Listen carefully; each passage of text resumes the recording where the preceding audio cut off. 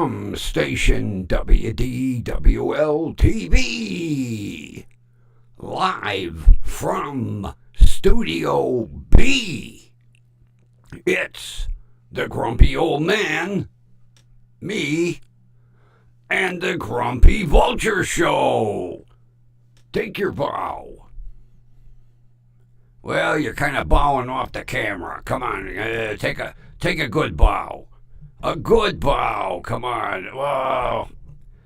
Well, yeah, that's because we haven't practiced this. All right, go in the back and sit in your corner. There you go. There you go.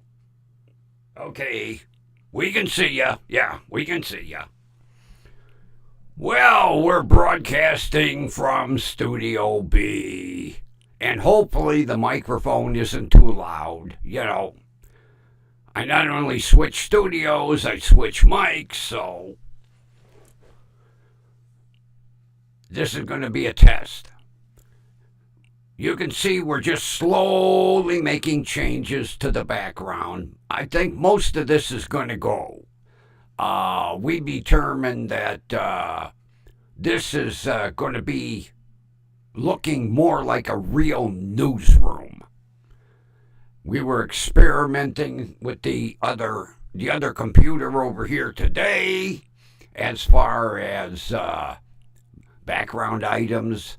We're going to have some streaming monitors in the back, like a real news studio. And hopefully this isn't echoing. I seem to be getting a little, I'm going to call it a tickle in my ear here. Let's see. Let me turn this down just a fraction, maybe. Turn this down a fraction. Yeah. All right, let's see what it's saying for audio. Well, the audio sound bars are in the green, so. Okay, like the title said, the Spam Report. Spam for everyone. Well, like I mentioned yesterday, I was going to Google or gargle Hormel, because Hormel is the maker of Spam. And when I gargled Hormel, there was an actual spam website. Oh, yeah.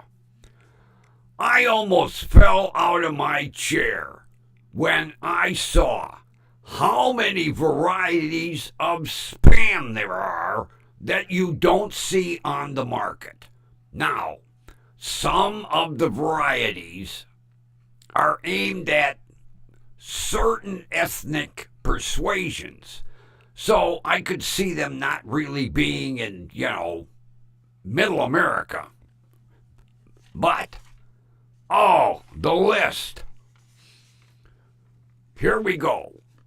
We're going to start right from the top. We have original spam. We have Spam Light. We have Spam 25% less sodium. These are the ones that you see in the stores, at least in my area. Then, one that surprised the shit out of me. Spam with gochujang flavoring. Gochujang flavoring. We have Korean barbecue spam. Maple flavor spam. Spam with bacon. Oh, that's one Grumpy's got to go. I'll buy a case of that. Spam with bacon. Next is oven roasted turkey spam. But, let me get off topic here. I got something to say. Then we have hickory smoked spam. hot and spicy Spam with Tabasco. I've had this one. Jalapeno Spam. I've seen it, but I haven't tried it. Teriyaki Spam. Never saw that one. And last but not least, Spam with tocino or tocino. Never heard of. It's Tocino. Tocino or tocino, depending on how it's pronounced. And the one that I really enjoyed that they no longer make, Spam with cheese. Yep, drop that one from the market. So, I have to look up two of these. The Spam with gochujang flavoring and the Spam with tocino. So, that's my project for tomorrow. But it was amazing to see all these on the website. Of course, as I was scanning through things on YouTube today, I found a video which shows how they make Spam. Well, that video almost made me stop eating Spam. Now, Spam has only got like 4 ingredients: pork and water and salt and flavorings. This is the one that really got me. They put all this in a mixer and they mix it to a liquid consistency. Then the cans come down the line to the filling station.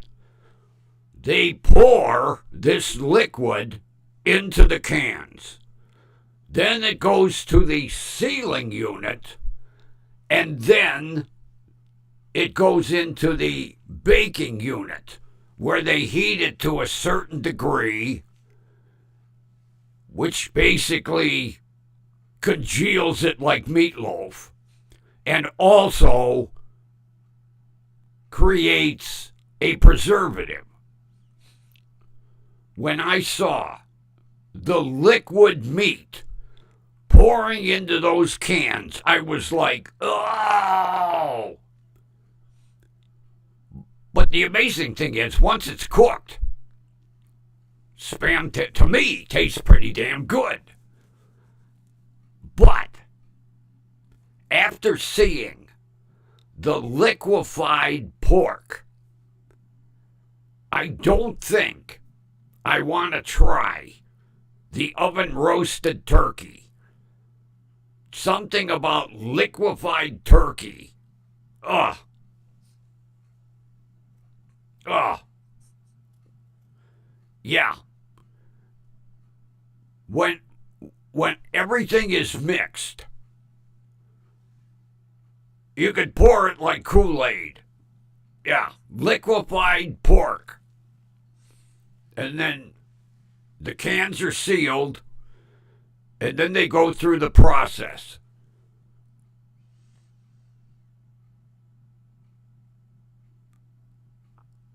I almost didn't make it to the end of the video, except once the cans came out of the cooking unit and then went to the cooler, and then the guy that pulls a random can opens it and samples it, that made me, okay, I'll eat Spam again, because he was slicing it into slices. But, oh, when I saw the liquefied, oh, not something I really want, I wish I wouldn't have watched it. But at least I know how Spam is made. And it's made from very high-end cuts of pork. You know, everybody says it's like, shit meat in a can. No. It comes from very high-end cuts of pork. That same thing. You people, you Italians, have you ever watched how they make mortadella, which basically is like an Italian bologna? If you watched how they make mortadella, you wouldn't eat it anymore. Because I saw a video on it. At least with the Spam, they slice the meat off the bones. Not with mortadella. Bones and everything go into the grinder until it comes out a nice thin paste. Then they add the spices. And one thing I've always thought strange in bologna, they add pistachios, and then of course it's processed, and it turns into a big loaf of bologna, Italian bologna, mortadella. Sometime watch how they make it. Yeah. Bones and all get liquefied. Kind of turned me off for eating mortadella, which I used to buy quite a bit. I would go to the Italian meat market, and I would get my my hot gabagool, and I would get my imported provolone, and sometime if it hit me, I'd get like, half, 3/4 a pound of mortadella. I ain't getting the mortadella anymore. No. I'll stick with my gabagool and my imported provolone. You don't want domestic.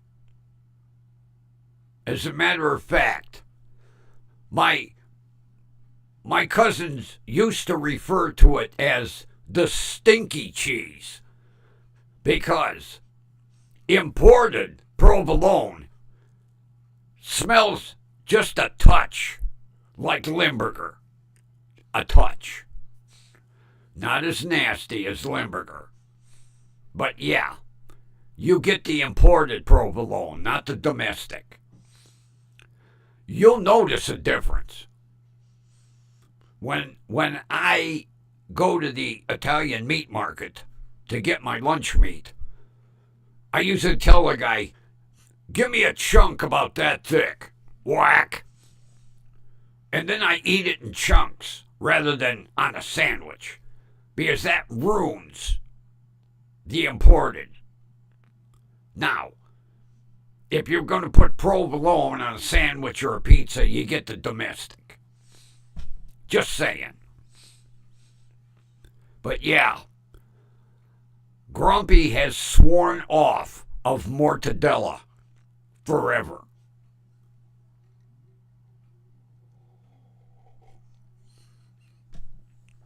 Yeah, I couldn't believe it when the guy heaved that chunk of meat in with the bone.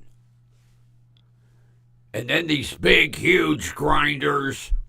And it's amazing because you watch as it goes through the process. And it goes from chunks to liquefied by the time it gets to the last set of grinders. And then same thing, it's poured in a casing, and it goes into a cooking oven. Anything with ground bones in it, not for Grumpy. I've sworn off. Sorry I have offended all you Italians out there, but I have sworn off of mortadella. I'll stick with my hot gabagool, thank you. If I could afford prosciutto, believe me, I'd buy it. But the last time I checked, locally, prosciutto was like $17 a pound.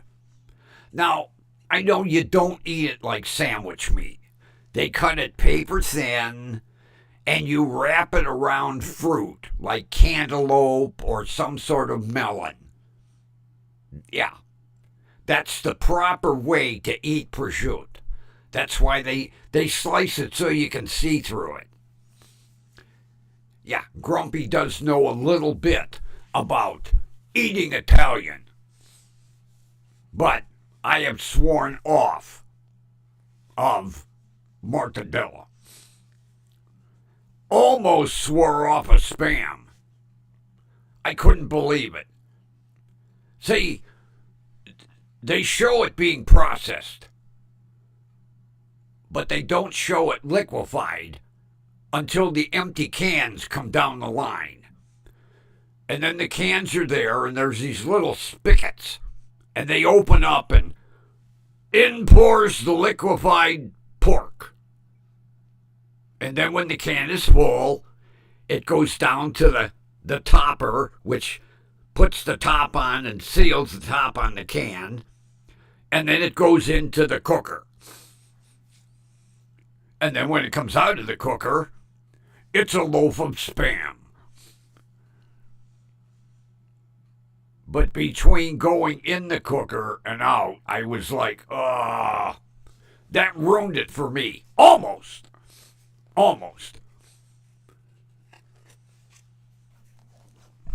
Had I not seen it with my own eyes, I would have never believed it. Yeah, liquefied pork. And spices.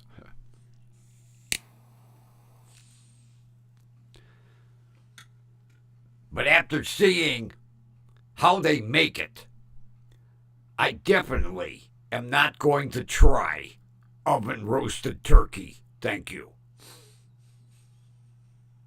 I'll stick with the regular Spam. But I did email the Spam division of Hormel and asked them if I could buy like an assorted case of Spam. Because I'd like to get, a couple of cans of the hot and spicy, a couple of cans of Korean barbecue, which sounds tasty to me, and, maybe a can of Japolino. I have to read up on that Torcino or Torchino spice. Now, they said it comes like from the Philippines. It's kind of how did they describe it? A hot, spicy sweet. Hot, spicy sweet. So that interests me. I might try Spam with Torcino or Torchino, however it's pronounced. My microphone's taking a little dive here. Come on, get back where you belong. Yeah, this shock mount is not actually the one I usually use for my Samsung G-Track Pro. Yeah, this is the neat one. I don't want to piss people off, but this is the one that's got the reverb built into it. You could do a delay through the mic. I've had enough delay problems, believe me. And hopefully, now I've got the delay shut off. If I'm getting an echo out of this microphone, I'm going to be pissed off. I keep kind of checking the settings because I don't want feedback through the earphones. But yeah, after doing all the reading on the Spam website, I decided, if we're going to do a news report on spam. Let's do it from the future newsroom. Yeah. There's going to be monitors back here. I already today was testing one item that I'm going to have looping on the monitor. And then there'll be a live feed monitor over here.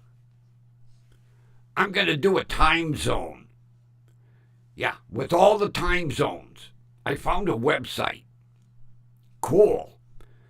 It has a map of the United States, and it has each time zone. And then the cool thing is, like, East Coast, you got 9 o'clock, then 8 o'clock, then 7 o'clock, then 6 o'clock, and they actually count the time. So you see them all change at once. We're gonna have one of them in here. Yeah, I experimented with it today. I like it. I'm thinking of trying to put 3 monitors up. One with a looping video, which I found some neat ones. And then my time zone, and then one that flashes like breaking news. I have to figure out how I'm going to mount them here. But that's the idea for the newsroom. Not to mention the banner that I ordered that says, breaking news, just like you see on a real TV station. Maybe, just maybe, I'll get to 60 subscribers by the end of the year with my new studio. I was going to do a third studio, a Studio C, and do all this stuff. And I was like, why? I'm not using Studio B. Let's convert Studio B into the newsroom idea. So that's the plan, friends.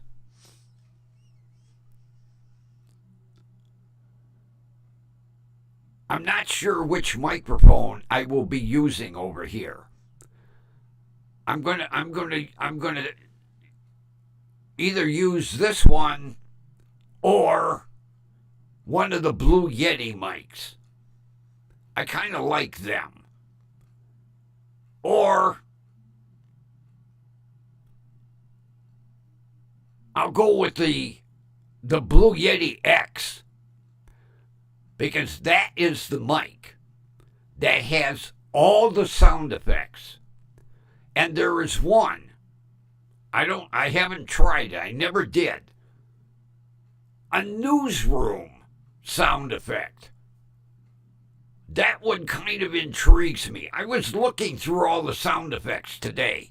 I was actually going to use the Blue Yeti X tonight. And I was like, oh, let me try the Samson. I haven't used the G-Hub in a while. So, I'm going to experiment with the Yeti X and see what this newsroom sounds like. Now, I've used some of the sound effects before. You know, there's one like a voice in a haunted house and, you know, some other ones. I never tried this newsroom effect. So we're going to experiment and see.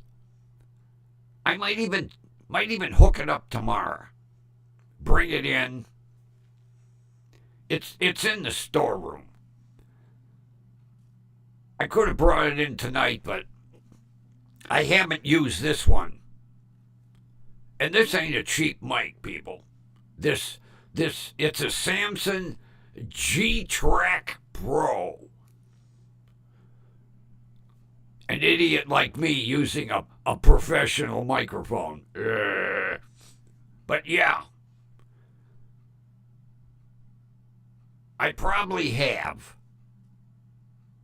an equal number of XLR and USB microphones. Now, the thing with the USB microphones is you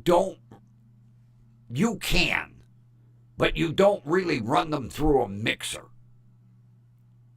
You just plug them into your computer and do your sound adjustments through your computer. Or, like this one, I can do them right on the mic. There's all sort of adjustments back here on my side. That's why I say every now and then I kind of bump it a little bit because I don't want it echoing or too loud to the point where it's blowing your eardrums out. I'm watching the audio bars on Prism, and they're staying in the green. As long as they stay in the green, the output volume should be at a normal rate. If they go into the yellow, they're a little overmodulated. And if it goes into the red, oi, oi, oi, oi, too loud. So I'm staying right in the green. As a matter of fact, they have what they call a preset, where you want the volume basically to be. And right now, I'm right within the preset. So hopefully it's not too loud on your end. And the amazing thing, I am broadcasting on 2 platforms, Useless Tube and Faceplant. I put it in, and it takes over here the alternate studio. I can't get Faceplant over in Studio A. It makes no sense. I even double checked. I have the exact same version with updates of Prism. When I went to put Faceplant in as my second platform, down came the drop-down box. I put in my password information, I hit enter, and bingo! There I am, 2 platforms. Over in Studio A, the drop-down box comes down all black. Nothing. No matter what I do. It makes no sense. So, like I've been doing, I do my broadcast over there. I come over here and I share it from YouTube to Faceplant. Tonight, I don't have to do that because I'm broadcasting on both platforms at once tonight. I don't understand it.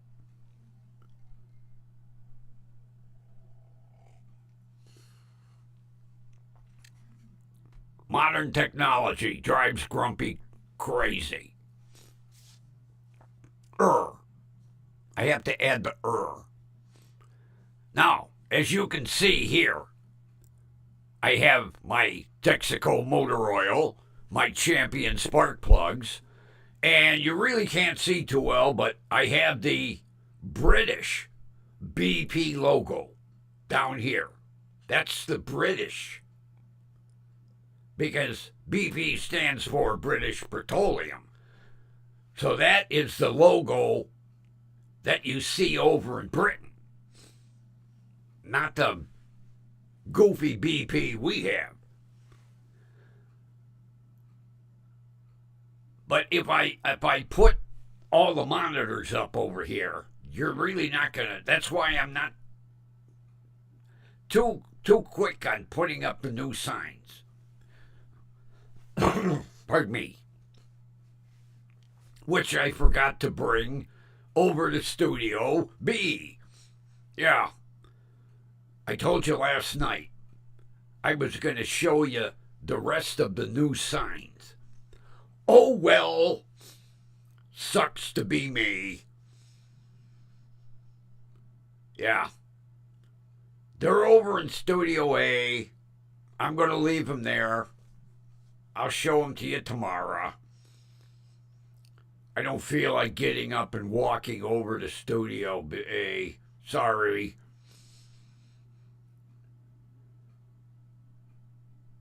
The bird looks a little lonely back there in the corner. But see, he doesn't have a perching place over in this studio, because where he used to perch is now a computer. So it takes up where he used to perch. So now he's stuck back in the corner with the grumpy old man t-shirt. And of course we got my license plate from Seinfeld. If you remember that edition of Seinfeld with Kramer, when he got the ass man license plate and he couldn't give it back because the state of New York wouldn't let him give it back. And the guy that had the plate was bitching. So yeah, that was a pretty neat segment from Seinfeld. Ass man. And then, of course, this plate here is the plate that is on all 12 of the presidential limousines. Yeah. 800-002. On all 12 of the presidential limousines at over $1 million each. I'm still wondering why we need 12. You know, for ages, we had one. And then they had two. Why do we need 12 at over $1 million each? Parked in a secret building in Washington. But all 12 have the same license plate. Why do we need 12? We don't need 12. I could see 4. Not 12. But yes, gargle it. How many presidential limousines do we have? And it'll come up. 12. You can only ride in one at a time. Why do we need 12 ultra-armored limousines at over $1 million each? Talk about a waste of taxpayer money.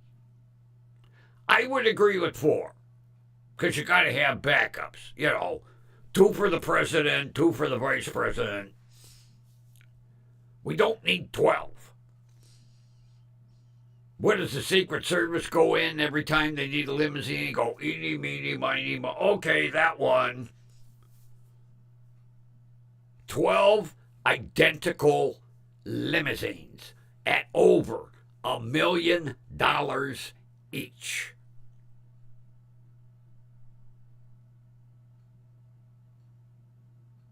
So, when they have a presidential, trip, they take 2.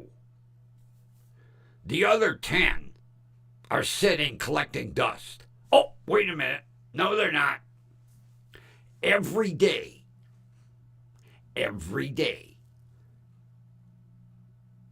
each car gets washed and detailed. Every day. Whether they use it or not. I guess something to keep the Secret Service busy. They don't want them sitting around twiddling their thumbs. Hey, Sam, Jeffrey, Ernie, Chuck, get out and wash and detail the limousines today. Oh, Jesus. Yeah. every day, whether they get used or not, at over $1 million each. My opinion. I don't want the Secret Service out in my front yard tonight at midnight with torch and pitchforks and lethal weapons.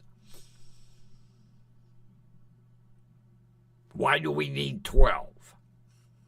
And then, get this, when they build a new presidential limousine, all 12 of those are taken out and blown up. Oh, yeah, they use them for target practice. They blow them up, set them on fire.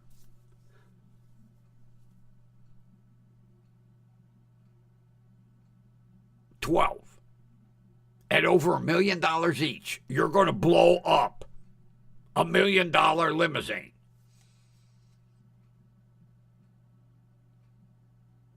I don't think so. Let's auction them off, like to a museum. We don't want them in the general public's hands. But yeah, let's auction them off to a museum. Oh no, the Secret Service is going to use them for target practice, throw grenades at them, rocket launchers. Yeah, that's how they'll get rid of the old fleet.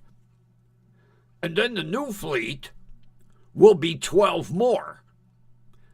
And with inflation adjustment, they'll be $2 million each to sit and get washed and detailed by the Secret Service daily. 12. I don't remember voting on that. I don't remember seeing that on the ballot. I don't think I would have voted for it. Issue 12.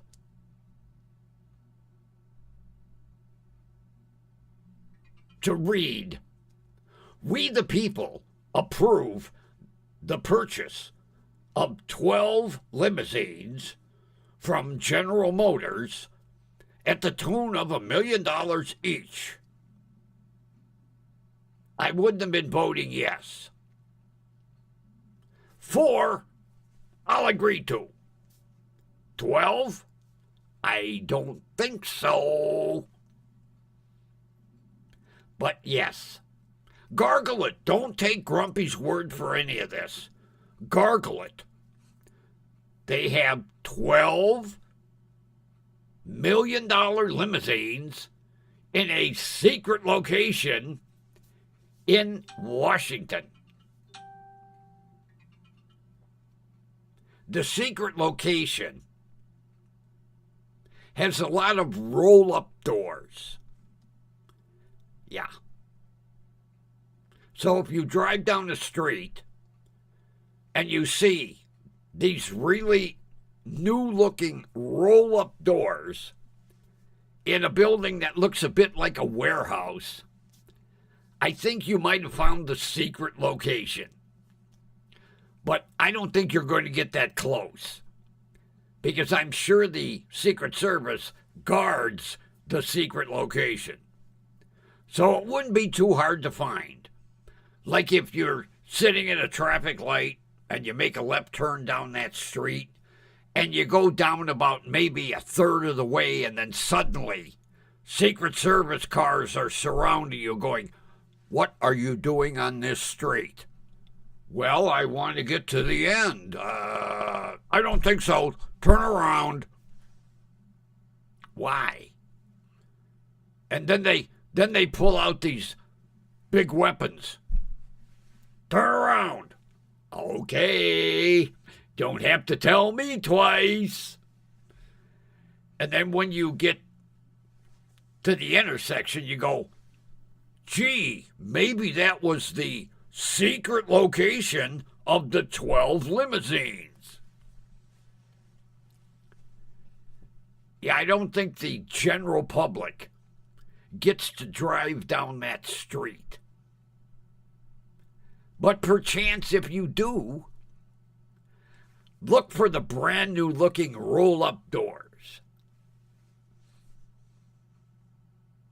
And the guys, in coveralls, just walking around out front like, they came from a car wash. Those will be the Secret Service men that are washing them 12 limousines. Oh, like I say, don't take my word for it. Gargle it. We have 12. And the thing that really, the new Air Force One should be making its debut anytime soon.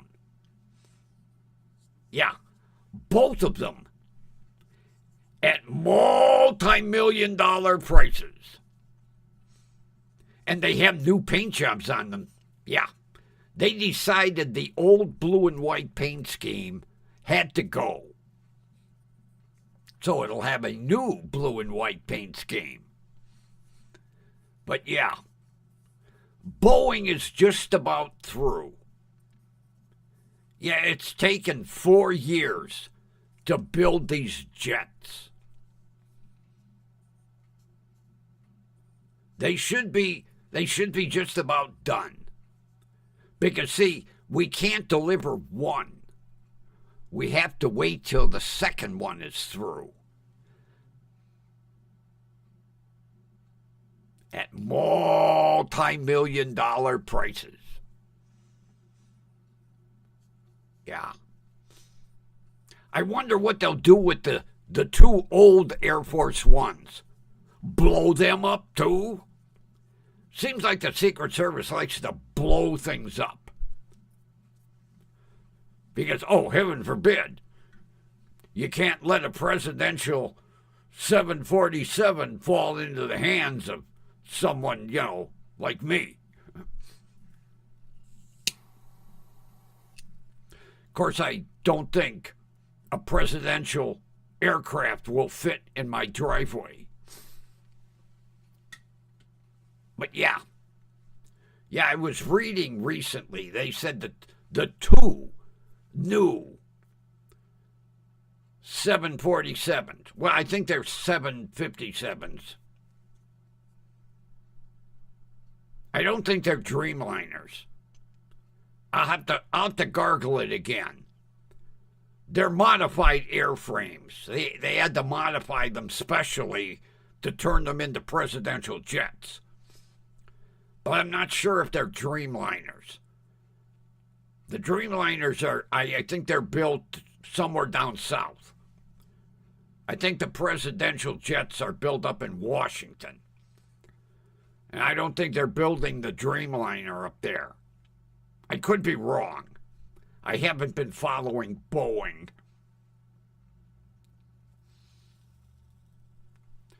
No reason to. I don't fly.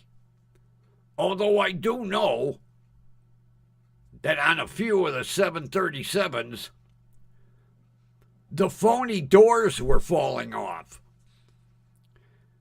Yeah. They decided to do away with certain doors. But it's come to the attention of the FAA that they didn't put enough bolts in the doors. Well, they call them plugs. Oh, yeah. Plugs, not doors, because you can't use them. They're to cover up where the door used to be. So they called them plugs. Well, it seems that when they designed the plugs, they didn't design enough bolt holes. And like one day, Frontier Airlines took off from Alaska, and one of the plugs blew off the plane. Uh-oh. And then it happened again. I think it happened 3 different times where the plugs came unplugged. Oh. So they have determined so far that they didn't put enough bolts to hold the plug in on the plane. Yeah, let's put a phony door and say, oh, gee, do we need 24 bolts? Nah, let's use 8 or 9. We don't care about the flying public. Luckily, nobody got sucked out of the plane when the plug blew off. Yeah, gargle it. The phony door is called a plug. It plugs up the hole where the door used to be. But that's only on the 737s. So if you're flying, friends, check with your agent at the gate. Just ask, perchance, is this a 737? Oh, yes, sir, it's one of our newest in our fleet. Can I fly a different plane, please? Give me my ticket back. Another reason I don't fly. I don't need parts falling off the plane at 30,000 feet. Thank you.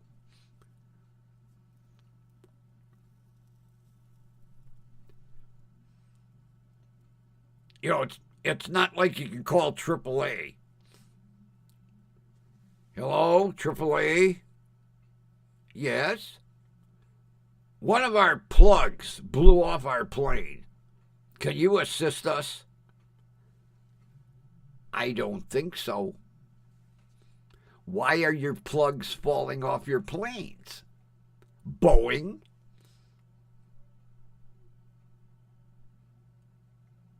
You're building something that can't stop and pull over. Wouldn't you take safety just a little more? Just a little more? Wouldn't you think safety just a little more? And put maybe 30 bolts in that plug? No. Let's just blow the plane out the door, stamp it shipped. Next. Then you wonder why Airbus is cutting into your profit ratio. You haven't heard about any plugs blowing off an Airbus. No. Just the 737s. One of the most popular planes in aircraft fleets. Wouldn't you think to be just a little more safety conscious when one of the most popular planes in every fleet is a 737?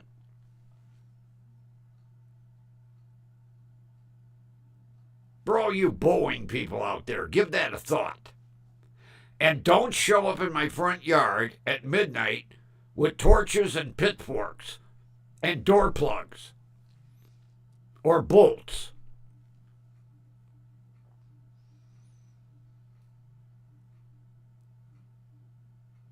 Boy, did we get off topic. Holy shit. We started out talking spam. We went to presidential limousines, and then door plugs on Boeing 737s. Well, folks, you can't say that I give you a boring stream because Grumpy's all over the fucking place. What else are we going to talk about? Oh, let's see. We already talked about spam and mortadella. How did mortadella get in with a spam conversation? Yeah, because it's liquefied. And on mortadella, they grind up the fucking bones. And then to cover the taste of the bones, we add pistachios. Who came up with that? Let's see, we're making bologna. What else can we use to flavor it? And old Luigi goes, let's try pistachios. Hey, paisan! Pistachios in lunch meat. Interesting how they came up with that. It's the only lunch meat I know of that has pistachios. You Italians think a little on the strange side. But I do like your gabagool and your prosciutto. Definitely. And your imported provolone. Those get a thumbs up from Grumpy. Matter of fact, one of these days I got to go to the Italian market and get some. I haven't had real authentic gabagool in ages. Now you can get it at Gigantic Eaglet, and I think Mark's carries it. But that's not authentic. If I want authentic hot gabagool, I'm going to go to the Italian meat market where they import it right from Italy and get the real thing. Yeah, maybe Grumpy will make a trip down there this weekend. Then again, maybe not. I have to give that some thought. Have to check the budget. See, I already had my once a month pizza. I got to see if there's an allowance in the budget for hot gabagool and imported provolone. And then, of course, while I'm there, I got to get a pepperoni stick. Yeah, you can't leave the Italian market without pepperoni. And a good fresh baked loaf of Italian bread. That's the only time I get the Italian bread. Because you can't get it around here anymore. The Italian bakery closed up. Yeah, shocked the shit out of me one day. I was down in the old neighborhood where my grandparents lived. And on the way back, I was like, oh, I'm going to stop and get a fresh loaf of Italian bread. And I pulled around the corner and pulled in the parking lot, and it went, closed? Building for sale? When the fuck did this happen? Nobody told me. Ah, Italian bakery. Been there for 100 years. Closed. Building for sale. See, I don't know for sure. I think it has to do with the younger generations. They don't want to follow old traditions.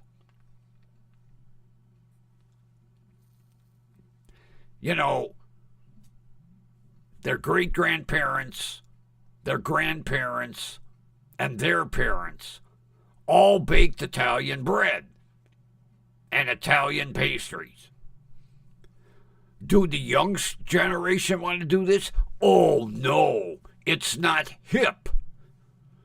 No, we want to be CEOs of corporations like Square Trade. Yeah. They don't want to bake bread. They want to make bread. They don't want to bake bread. So what happens? The business gets closed. All the equipment gets sold. And then you sell the building.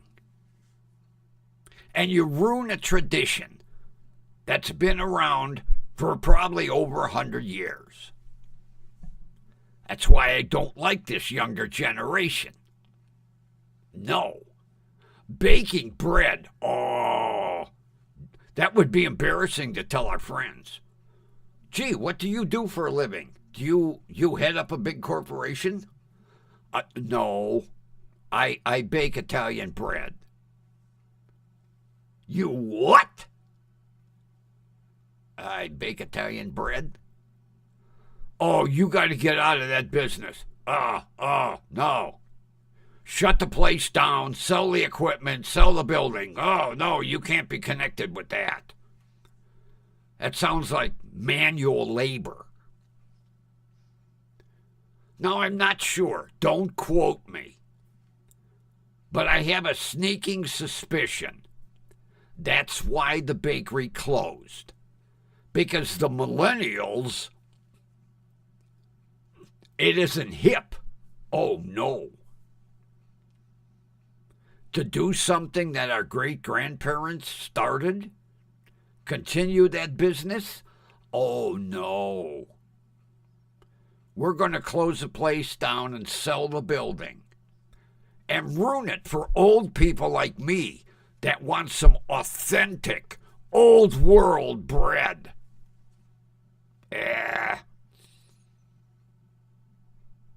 That was a shame. I was shocked to see that building closed.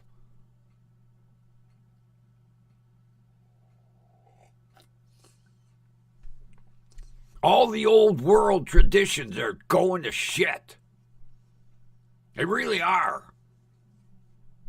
It's getting harder and harder and harder to find real authentic things that were, started 100 years ago. Traditions that were brought over here on the boat.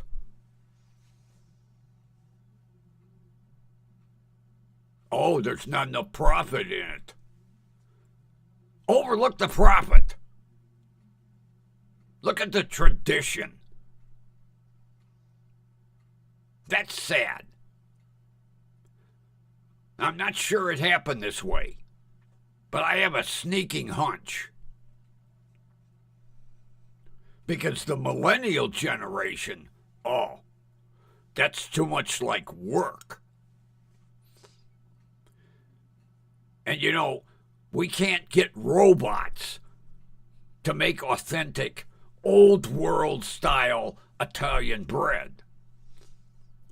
So since we can't get a robot, we'll just close the place. I almost shed a tear. I come close. Grumpy's not a crying person. But that almost brought a tear to my eye when I was sitting in the parking lot of that bakery with a for sale sign on the building. I bought a lot of Italian bread there over the years. Yes, people, I do eat more than authentic Jewish rye. I do eat authentic Italian. And it's getting harder to find. Now, I do know one place.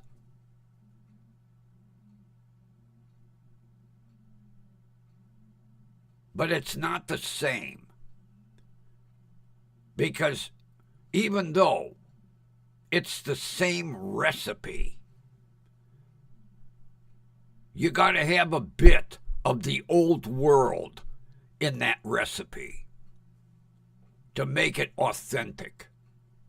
Can't just slap a label on it. Oh, authentic Italian bread.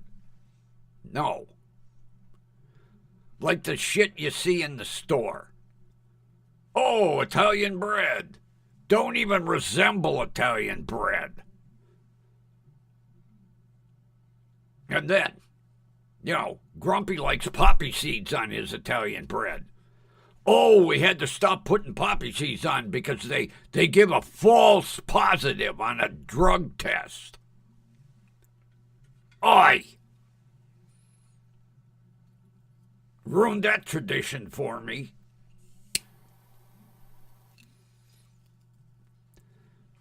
Yeah, sesame seeds. Oh, you can find shitloads of loaves with sesame seeds. But if I want poppy seeds, I have to fucking order it 3 days in advance. Then the baker's like, 1 loaf? That's it? 1 loaf? I'm going to put poppy seeds on 1 loaf? Yes, 1 loaf.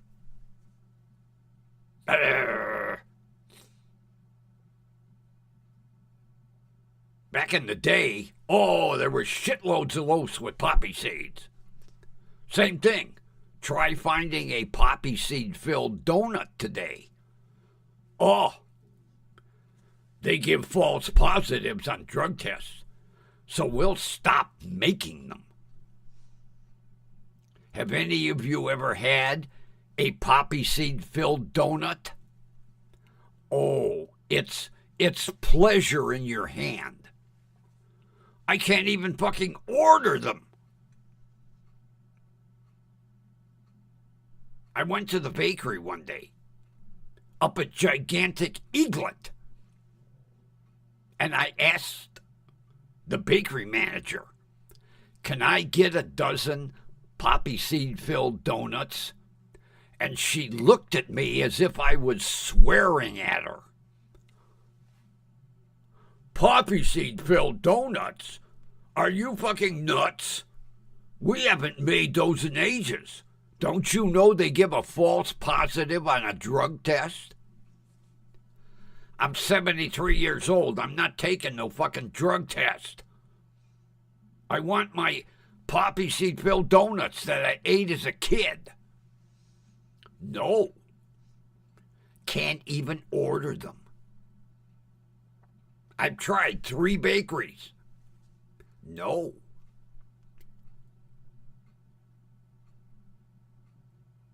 Because I would be the only person ordering them.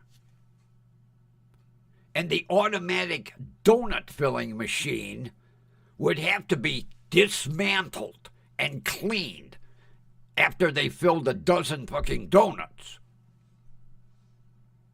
I said, can't you pump that poppy seed filling in by hand? Well, no, we don't have that equipment anymore.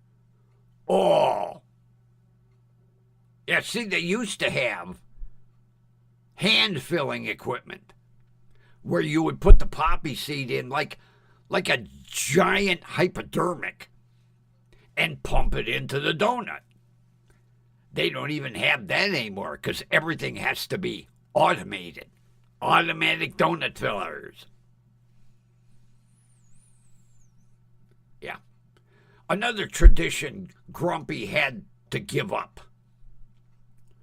Can't get poppy seed filled donuts anymore. Have to special order a loaf of Italian bread with poppy seeds on it. Where back in the day, I could get them from any bakery.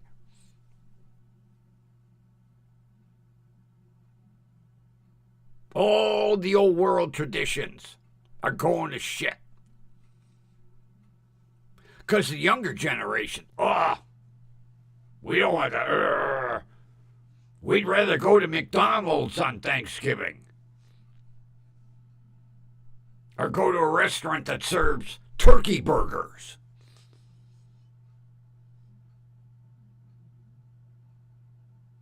I could walk through my neighborhood on Thanksgiving and point out the few families that get together to celebrate a holiday. No, everybody else is doing fast food. Are you having a stuffed turkey for Thanksgiving?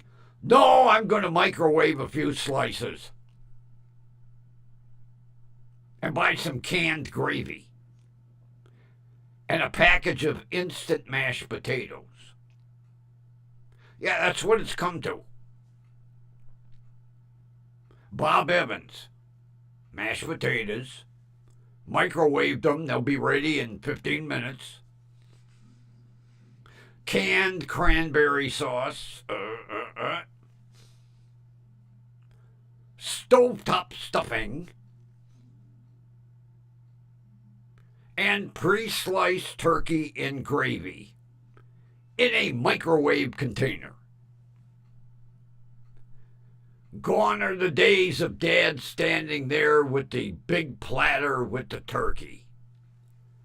Now it's the younger generation slinging some turkey containers, microwaved, on the table. Here you go.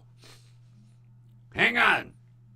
The microwave mashed potatoes are in the oven here. There we go. Stovetop ready yet? Almost? Okay. Yeah, it's a real authentic Thanksgiving.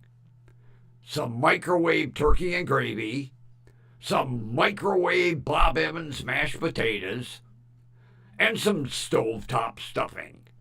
I can't wait. Oh, yeah.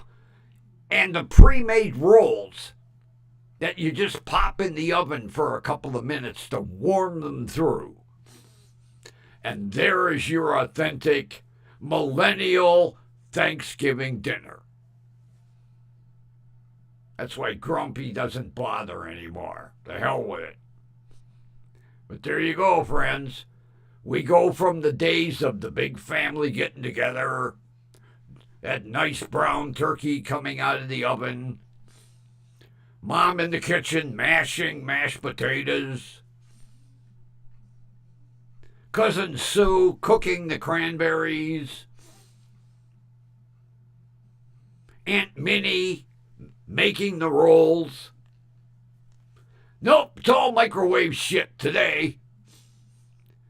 Dinner will be ready in 12 minutes. As soon as the microwave dings, it'll be time to eat. Put the paper plates on the table. Yeah, we don't even use the good china anymore. Paper plates, plastic silverware, microwave dinner. And for those people that, are by themselves, they just go to the local grocery store and buy them a Hungry Man Thanksgiving dinner. There we go. One Hungry Man TV dinner. There's my Thanksgiving tradition. Sad. Yeah. That's what it boils down to. Everything all microwaved. Untouched by human hands.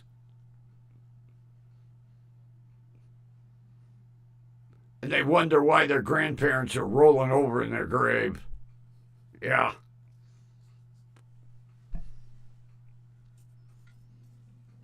It's amazing to compare traditions.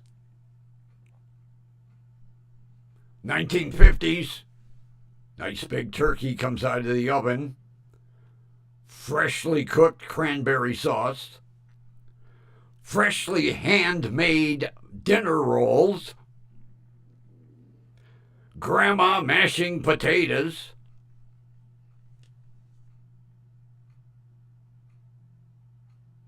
Now today, 12 minutes when the microwave dings, dinner is ready. And you don't even have to wash anything after. You just throw all the containers away, throw the paper plates away, throw away the plastic silverware, take the plastic tablecloth off the card table. That's it. I just wonder what the tradition will be 25 years from now. Fresh, freeze-dried turkey in an aluminum foil container. Yeah, we'll be eating space food. Everything freeze-dried. Don't even have to heat it. Just tear that aluminum pouch open. Like a military MRE. Meals ready to eat. Whole meal in a pouch. Easy cleanup.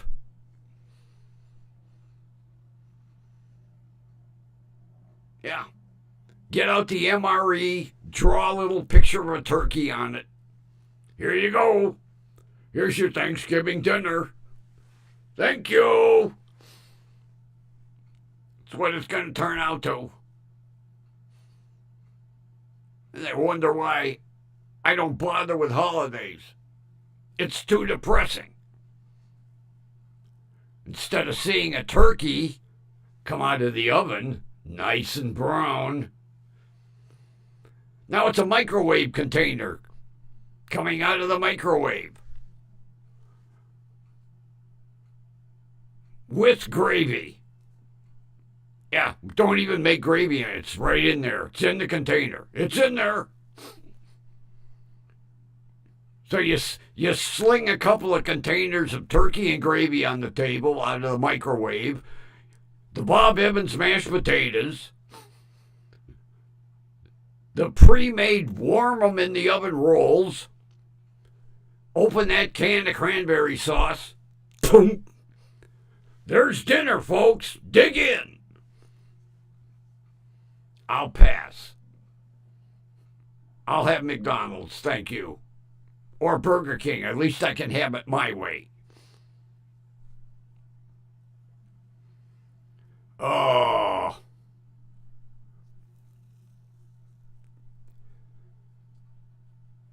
I really got off topic today. I think it has something to do with the studio. But so far everything seemed to go well. No warnings. Not one. Not one warning. I've gone what? Over an hour. And not one warning from Prism. Must have something to do with Studio B. And with that, I will chat with you from Studio B tomorrow.